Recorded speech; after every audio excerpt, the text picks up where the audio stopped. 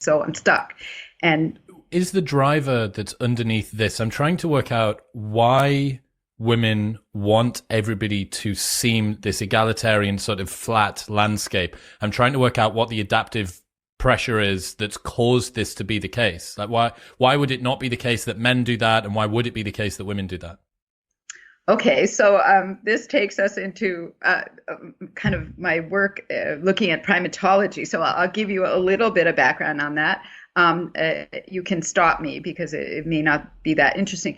But basically, if you look across a lot of primate species, males always are trying to be better than one another because they get more mating success. So whoever's on top gets to mate with the most females, and they leave their genes, and those genes are trying to get to the top. So that's what gets left. Across primates, there's almost no exceptions to that. I mean, there's very many different kinds of social organizations and so forth, but that's how it goes. For females, it's quite different because there's two societies that cause very different effects in females. In one, you live with your kin for your whole life.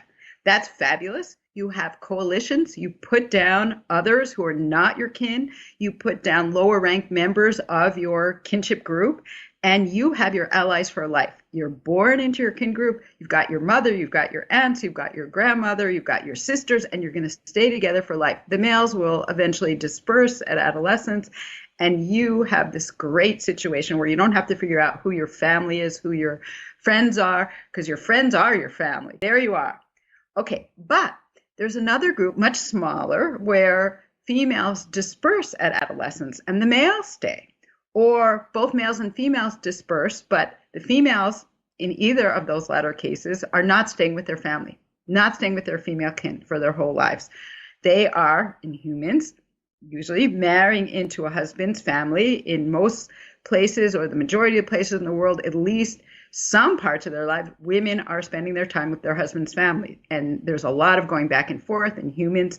But in non-humans, it's very, very common in these groups that a female will join a male, what we call philopatric society, but basically male kin who are staying there their whole lives. Now, who are the other females that are there? Those females are not related to you. They're not individuals you grew up with. They're not your female kin.